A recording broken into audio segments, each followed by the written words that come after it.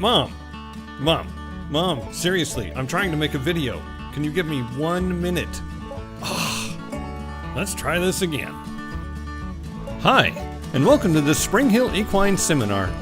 If you're new, like me, don't worry, it's gonna be fun. We'll give everyone a chance to grab some food and get comfy, and then we'll get started. Mom, I'm working here. You're always embarrassing me.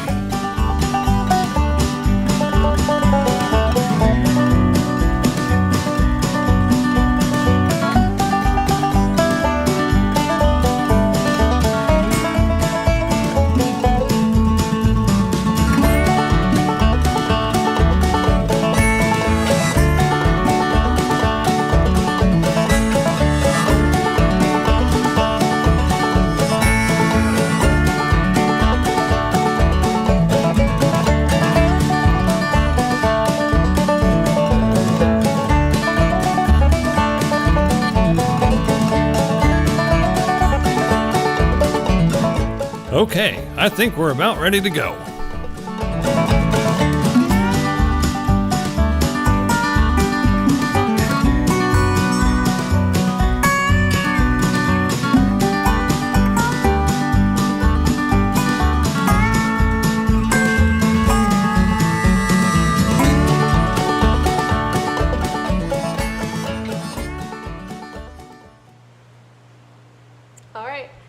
Welcome everybody to today's seminar on acupuncture.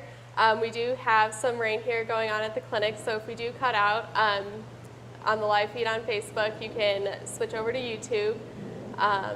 Otherwise, I'm Dr. Carter and this is Dr. York, and we're going to start with Dr. York. All right. Thanks for joining us tonight. Like Dr. Carter said, it's awfully loud here in the middle of a thunderstorm, so hopefully you can hear us. And also, if you have any questions, feel free to comment in the live feed, and we'll try to answer those as we go too.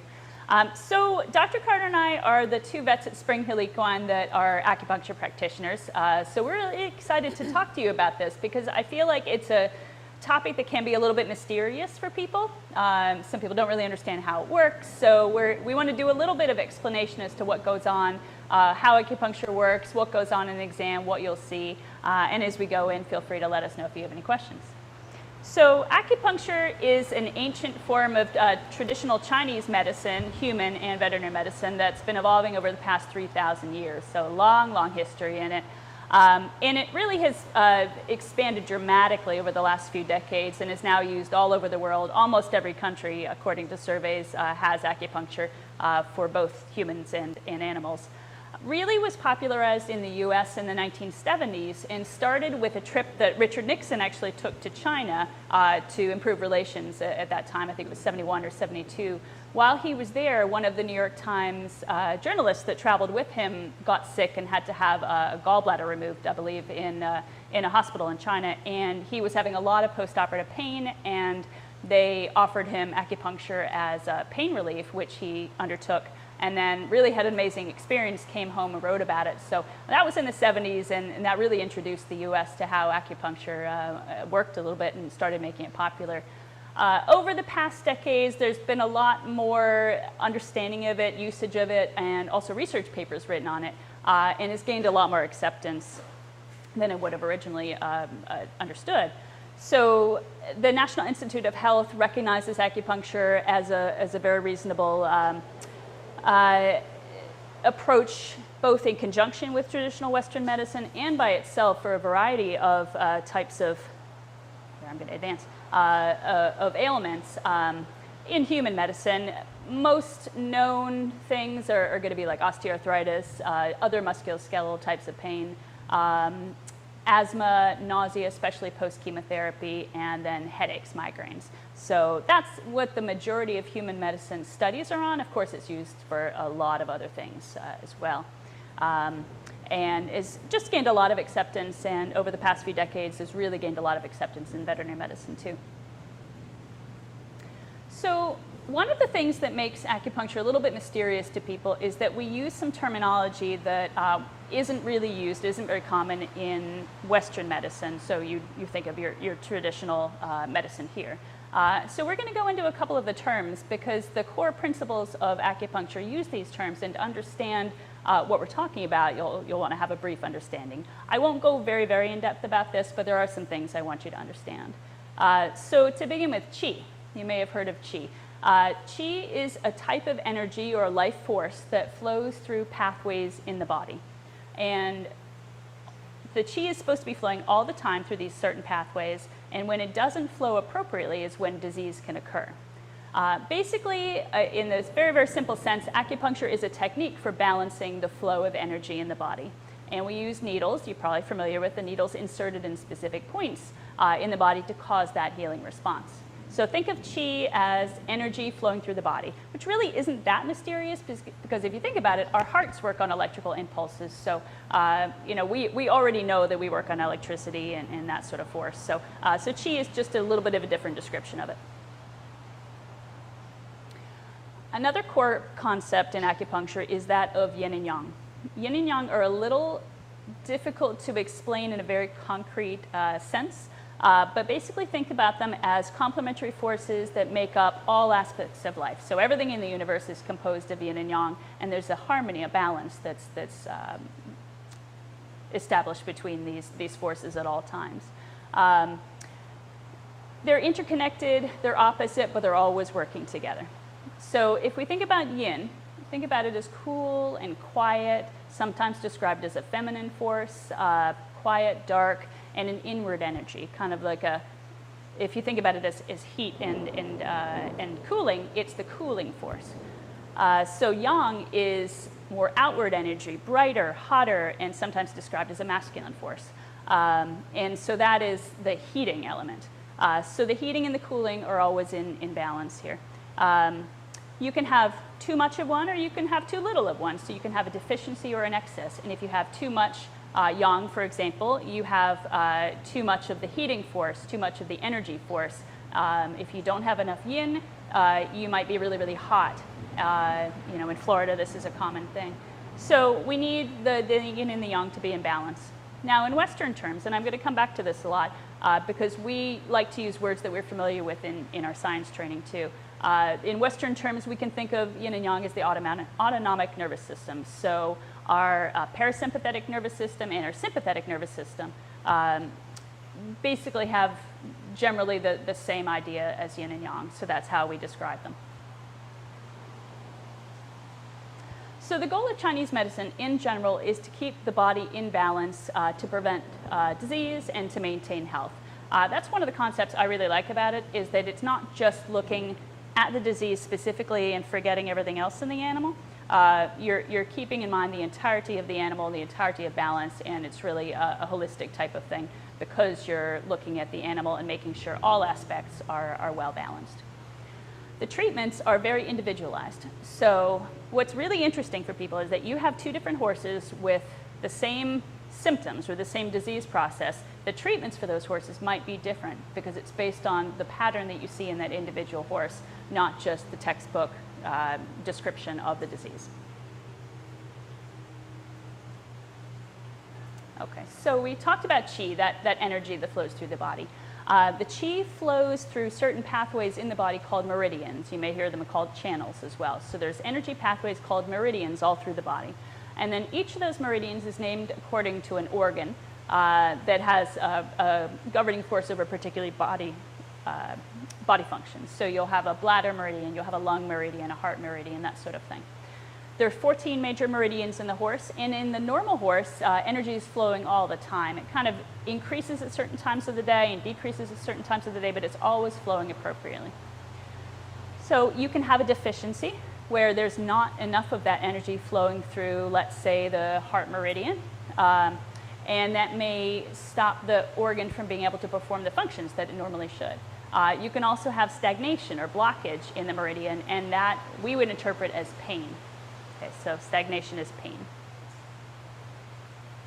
So this is just an image of some of the meridians in a horse. It's not even all of them. There are quite a lot of them and quite a lot of points, 361 points, in fact. But you can see they go from the head and the chest to the lower leg on the front and the back, and all over the body.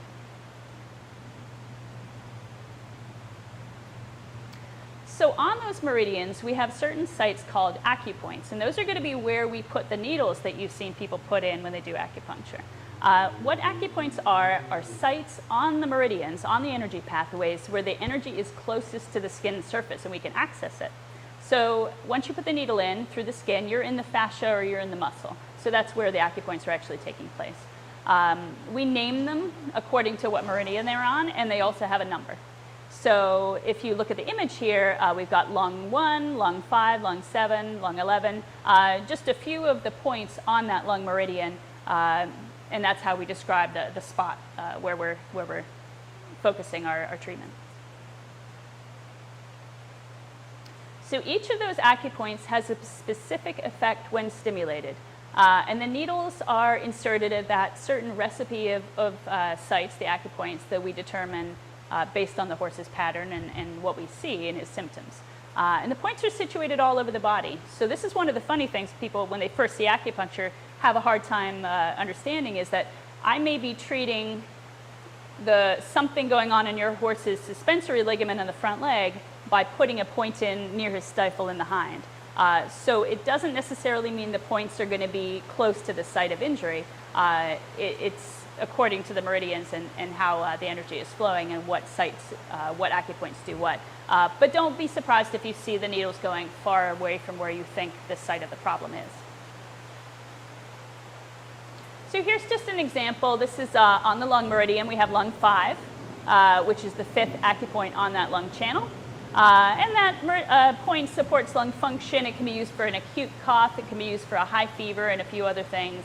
And each one of those 361 points has a specific list of functions that it does. Now, like I said, we like to take the information in traditional Chinese medicine and the terminology that's used there and then translate that into the training that we've had in vet school, in science, and what's a little easier for people to understand.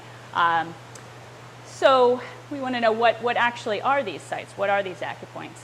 Well, there have been multiple studies done over the years, both in human medicine and in animals, looking at what is special about those certain spots on those meridians. Why do we put our needles there? And what they found is that the acupoints are actually located in areas with a higher electrical conductivity and more nerve plexus and nerve conductivity in that area. And then there's a higher number of arterioles and lymphatics, and then mast cells. So they're special compared to tissue that's near there but not on the point. So if you look at the acupoint versus a spot that's like 2 inches away, the actual makeup of the material where the acupoint is, the tissue is going to be actually different than the non-acupoint tissue. So what happens when we put a needle in those spots? Again, the multiple studies have been done on this. What they found is that beta endorphins and serotonin and other types of neurotransmitters are released when those points are stimulated, and they can affect the muscles, the spinal cord, the brain. So information locally, both in the body, just in the site where you put the needle, and also transmitted all over the animal. Can increase circulation, it can relieve muscle spasm. So basically, in Western terms, we're going to say that acupoints are places where we can stimulate nerves, the muscles, and the connective tissue to boost the body's natural painkillers, which are those endorphins and those neurotransmitters that are released.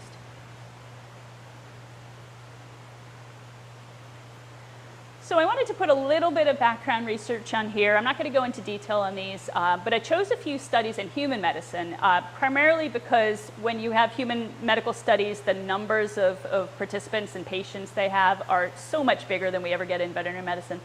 So if you look down here, we have studies with 8,000 participants. When we do veterinary studies, we will never get that many animals. We're lucky if we're in the hundreds. Usually we're in the dozens or so. So I thought these were really powerful studies. There are also a lot of studies in both small animal, dog medicine, and then also in horses. But I thought these were particularly powerful. So these reviews were done in the last few years, 2020, 2018, 2015. And they're reviews of other studies that have looked at several disease processes in humans. So the first one is a review of 9 studies looking at acupuncture for preventing migraines compared to people taking different medications for preventing migraines. And what they found was that acupuncture was slightly more effective than the medications for preventing migraines. And then also, very importantly, the acupuncture group, the participants in it, were less likely to drop out of the study because of side effects that they were having, like the people who were taking medications and having to drop out because they couldn't tolerate the medications. The next study looked at 10 other studies on knee and hip arthritis in humans, and 2,400 or so participants. And they found that acupuncture was more effective than either no treatment at all or sham acupuncture. And what they mean by that is kind of a placebo effect. So if you put the needles not in the actual acupuncture point, but in a spot that's close to it but isn't an acupuncture point, that's what we call the sham acupuncture or the fake acupuncture. So they found that the real acupuncture was more effective for that osteoarthritis in the people than either no treatment or fake treatment. Similarly, on the studies of neck and back pain in 2018 as well, acupuncture was more effective than no treatment or fake treatment. And the pain relieving effects of the acupuncture was similar to taking what I have listed here as NSAIDs, non-steroidal anti-inflammatory drugs. For horses, we butorbanamine are our NSAIDs. In humans, ibuprofen, something like that. So basically, the acupuncture was more or as effective as taking an ibuprofen or giving your horse a dose of bute. And then in 2015, they looked at 13 different studies on allergic rhinitis in humans and found that acupuncture may help to relieve the nasal symptoms. And they also found that the acupuncture group of participants had to take less medications to treat their symptoms and had lower blood levels of IgE, which is an antibody that's associated with having allergies. So a nice objective way to determine it's actually decreasing the amount of antibody in the body compared to the non-acupuncture group.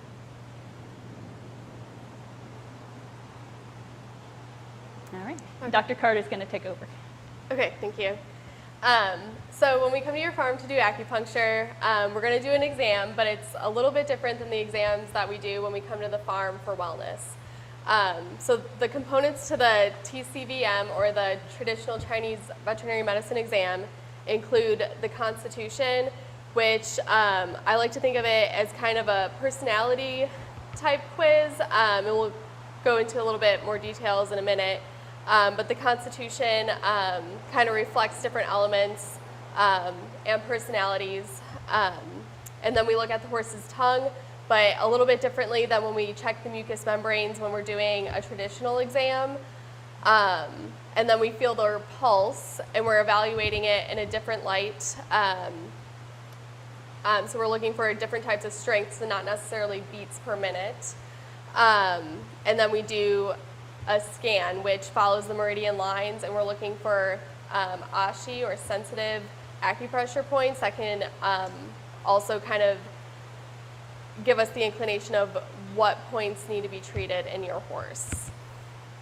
And further, like all of these, this exam together will kind of give us the diagnosis in the traditional Chinese medicine sense, so that we know what kind of acupoints and treatments need to be done on your animal for that day. And it's interesting that each patient, day by day, may be different. So when we come to your farm, you're not necessarily getting the same treatment or the same points every time on your patient.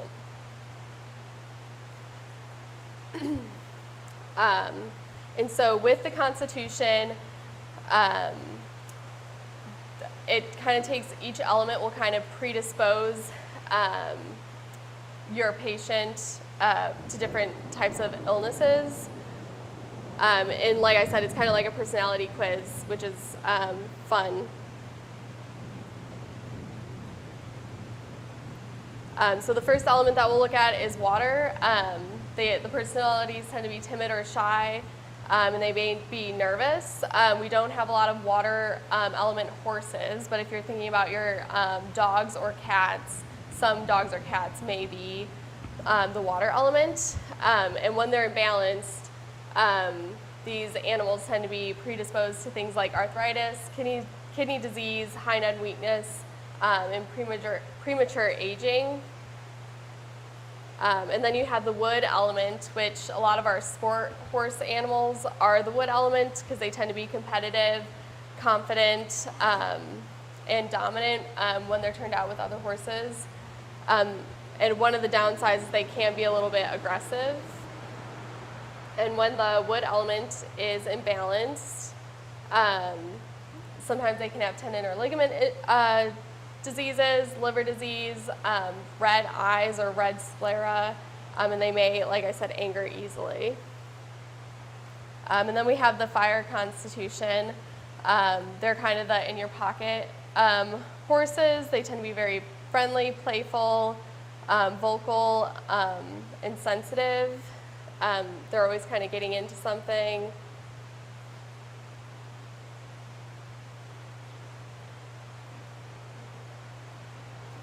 And when they're imbalanced. On the right side of the screen. What was that? On the right side of the screen. I know it won't. Ah, The arrow went away.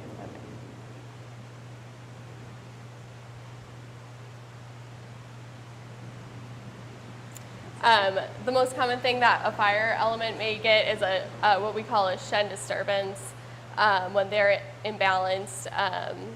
So they kind of get like crazy and hyperactive. And next we have the earth constitution, which they're mellow, easygoing, and friendly. And a lot of our horses that tend to be on the more cushioned body condition score tend to be earth constitutions. And when they're imbalanced, they may have things like vomiting or diarrhea, colic, worrying, or obesity.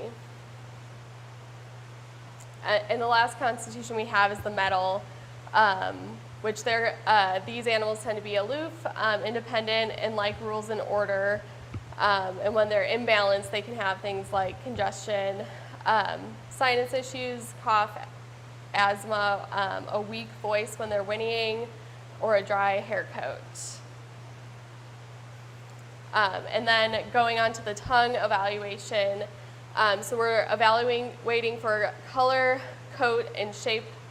So for example, the color, we'll sometimes call it lavender, and it's kind of a purple type color, but it's very faint. Coatings on the tongue can be like a white coating or a yellow coating, and the shape could be either small or large, and all of these elements will kind of bring in further information on their diagnosis and whether they have an excess or a deficiency. And this is just one example. So example one, I'm not sure how well it's coming through on the through the TV, but the left one is a light lavender color, and it's swollen. You can see that the tongue is coming above the canines, and the tongue was wet. So this can be indicating a Qi deficiency. And then example two, this one is pale and dry, and you can see that it's slightly smaller, and this could be indicating a blood deficiency.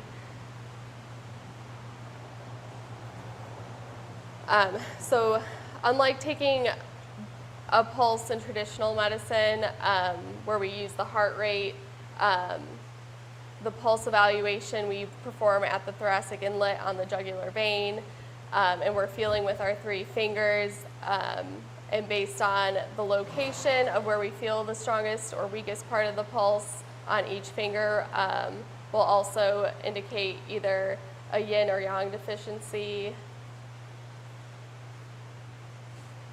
And then the final part of the exam, you took it out? Or? It should be there. Hopefully it's there. The final part of the exam is the scan, where we're tracing the meridian lines for sensitivities. What if we don't know that it's working. Oh, okay, good. All right. So this is a scan that I did, and if you watched at the very, very beginning, you saw me testing the instrument in the middle of the neck about where we would vaccinate. That's a spot with no points. So that's my neutral. What I'm looking for now is for the horse to flinch or move away or act like he wants to bite or kick or just give a little shiver if I touch any of those spots. So he hasn't really shown any yet. So as we go down, you'll see I'm going to check basically a lot of the points on the meridians. The one that I just checked was for a lung. He didn't react at all, so that's good. Coming down the leg here a little bit. So really nothing to see so far. I'm just tracing some of the points I know that are in those locations. That spot there, if he responds there and a little higher up on his neck, I'll show you a picture afterwards, is a front foot spot. So that's a good one to keep an eye on. So coming down his bladder meridian here. And keep an eye because we're going to have some reaction pretty soon. Okay, so not much there. And then right there you can see him kind of buckle just a little bit and a little bit more when I went back to test it. So some reactivity there. Okay, going to keep going back. All right. So I'm going to test some hock points here. You see the little flinch down there? So he definitely has some reactivity there. Testing a couple stifle points, not much going on. Okay, we're going to come back up. We'll fly buzz the camera. And I'm about to get a little bit more flinch away, and that's a hock point as well. So right at the level of the tail there, where he just gave a little dip down, that was a hock point, and not much else right here. And coming back, we're checking around the hip a little bit. And he does move a little bit away when we're checking that area.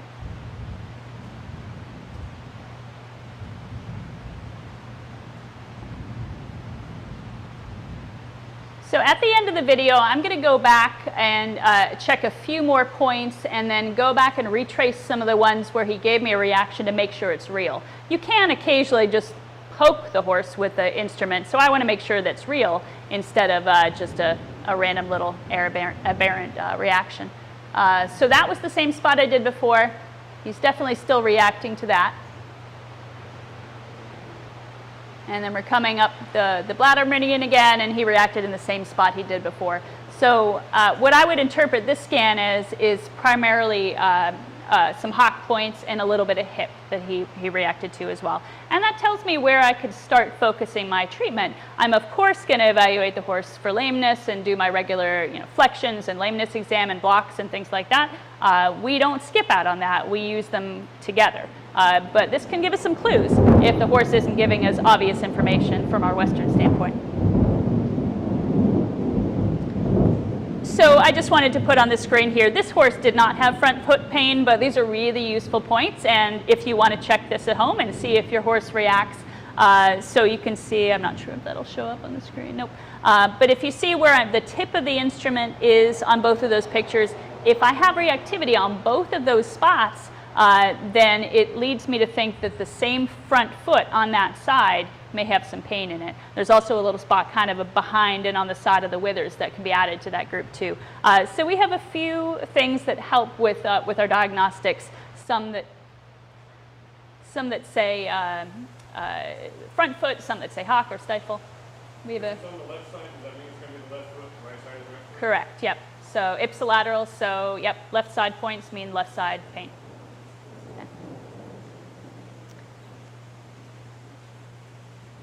All right, so now that we have a diagnosis, we may have gone and done the rest of our lameness exam, looked at some other things in the horse, certainly checked his tongue and his pulses and all that.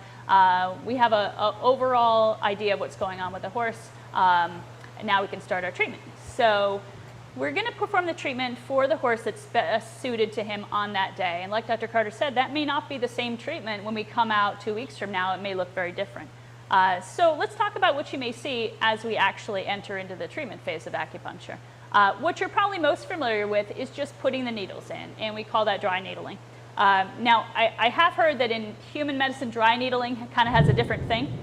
So it's not exactly just putting needles without anything else in it in human medicine, but for us, we call dry needling just putting our needles in.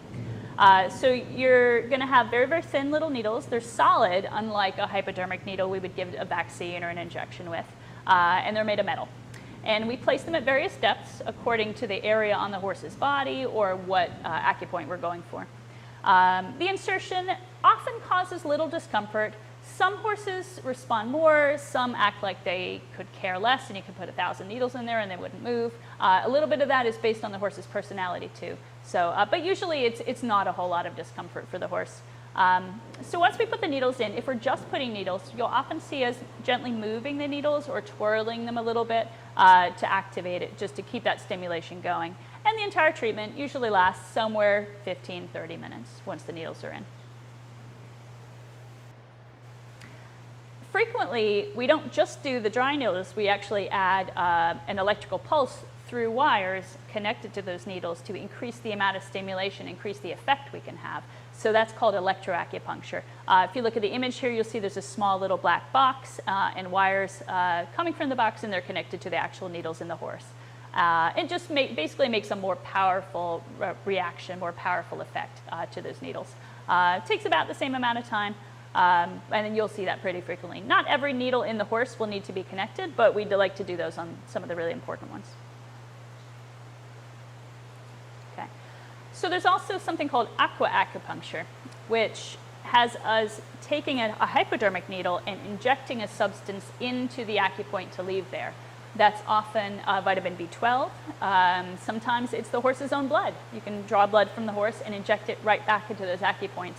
And the idea behind that is that you're creating a longer lasting stimulation that goes on after the time that you pull the needle out. So just a longer lasting stimulation. The other thing it can be helpful for some horses that aren't as tolerant to needles, or there's some spots that they're a little more uncomfortable on. If you need to sedate the horse to get a needle in, which we really don't like to do in acupuncture because it does dull the effect. But if you need to and you can't get it done any other way, you can sedate the horse and do an injection of the B12 of the blood, and then it still has efficacy once that horse wakes up. Okay. And then we have Moxibustion. So Moxibustion is when you take a dried stick of ground up mugwort leaves and light it on fire, kind of like a cigar, and then burn it in the area or connected to the needles. It has a warming effect. It's used not for every treatment, but especially when there's a horse that needs kind of like a warming effect, often like osteoarthritis, that sort of thing. More often in cold climates. We don't do it as much in Florida here as you probably would up north. So if you see someone going around with a cigar on the acupuncture points, it's called Moxibustion. That's Moxa. Okay. As we mentioned before, the treatment is based on what's going to best suit the horse for that day, and it may change at the next time we see your horse. So when your friend has a horse with the same symptoms and you say, oh, just come out and do the same thing you did for my friend's horse, it doesn't quite work that way, because it may look the same from the outside, but it may really not be from the same standpoint, or have the same pattern as your friend's horse. So the same disease can be treated different ways. So. This one's yours. This is just a short video of the response to treatment. We like to see the horses relax, licking and chewing, and kind of closing their eyes. Try spacebar. Perfect.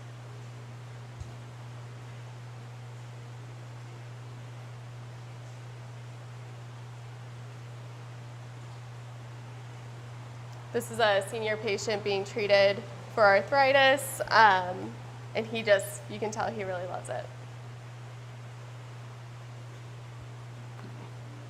We love to see that licking and chewing response and the general relaxation. That's what tells us the horse is really starting to feel good. Okay, so what disorders can acupuncture help? This is a partial list, okay? There's a lot of things that acupuncture can be useful for. Our preferred method of treating any animal is to not just focus on the acupuncture itself and forget our Western medicine background. So we like to incorporate, right? We have the skills from our regular vet school and our internships and our residencies and training, but we also have this extra skill set. So we really like to put them together for the best results. We may be able to use acupuncture if it can't completely treat and resolve a disease process without Western medicine. We may still be able to decrease the amount of medications your horse is needing. So it can be useful, even if it doesn't completely cure the condition, it can still be useful to keep things under control. But some of the more common things we use acupuncture for, musculoskeletal, I think would be the biggest thing. Horses with arthritis, horses with back pain, horses with caudal heel syndrome or navicular, sometimes laminitis, a variety of injuries. We're not going to use this for a fractured leg, okay? But there's a lot of things that certainly can make an impact for. Neurological roarers, which is a nerve dysfunction in the larynx, laryngeal hemiplegia, other types of nerve injuries, a radial nerve paralysis or paresis, other types of nerve issues it can be super useful for. Respiratory issues, asthma, and heaves or RAO, and then horses with a cough, it can be part of that treatment plan. Anhidrosis, so non-sweaters, very often used because there's a lot of ways to attempt to treat non-sweaters and not one silver bullet. So we often put the acupuncture in this treatment plan too. Anxiety problems, horses that are just nervous, we call it a Shen disturbance. So horses that have aberrant behaviors that are not conducive to being good riding animals. And then some types of colic or diarrhea. It's not going to fix every colic. We're not going to come out and just do acupuncture in your colic, but it can be a helpful adjunctive. And then just performance enhancement. So a horse that's showing a lot, traveling a lot, we want to make sure he's systemically healthy so he can sustain himself through that extra work, through the insults in his immune system that he probably experiences. So to keep these horses healthy and going before there's a problem too, preventative medicine. All right, I think this is a slide. All right, so this horse, before I started, I'm just going to give you the background. This is a case I saw a few months ago. The horse had been having a weird behavior. This is a very nice horse. I've known this horse for a period of years. The owner's had this horse for years and years. He was having a weird behavior where when his flanks were touched over the last month, he got very painful, very angry, and actually started kicking at people. And this is out of character for this horse. This is not this horse's normal behavior. So the video I'll start in a second, is the horse basically with a very, very light touch on his flank area, picking up his leg and shifting away. And he had actually, I didn't get it on video, but he had actually kicked some people in the barn aisle because they accidentally walked by him and touched him in that area. We looked at this horse from a Western perspective prior to trying acupuncture, looked over him chiropractically and just to make sure there was nothing going on with his GI system that we could find. Really found nothing wrong with this horse that we could treat any other way. So then came back and tried acupuncture. So I'm going to show you the before video next, which is how he responds to just a light touch. So barely touching him there, and you can see he picks up his leg repeatedly. Maybe it'll work. Oh, nope. Try going back one. Okay, we'll just watch that one more time. So this is the before video. And this is pretty representative of how he was acting on both sides. He was worse on the right, but also affected on the left, and to the extent that he was kicking people. Okay, and this is while the needles are in him. So we came in, we selected some points, and pretty much immediately he had a dramatic response. So I can touch the horse, I can go all the way down, and I'm touching gently there, and then I'm gonna try pressuring him a little bit more and making sure it's real. And then I've got one other. Now this is just the other side. You can see some of the needles are still there in his sides. And I'm trying to push him pretty hard and make sure he's not responding. And he is very happy and relaxed. Let me touch all over there. Was the same after the needles came out and then stayed the same. So we did one further acupuncture treatment just to make sure he was solid in his improvement. And then he's been fine ever since. All right, now let's see if you guys have any questions for us. What are some things that acupuncture gets used for that it's not actually good for?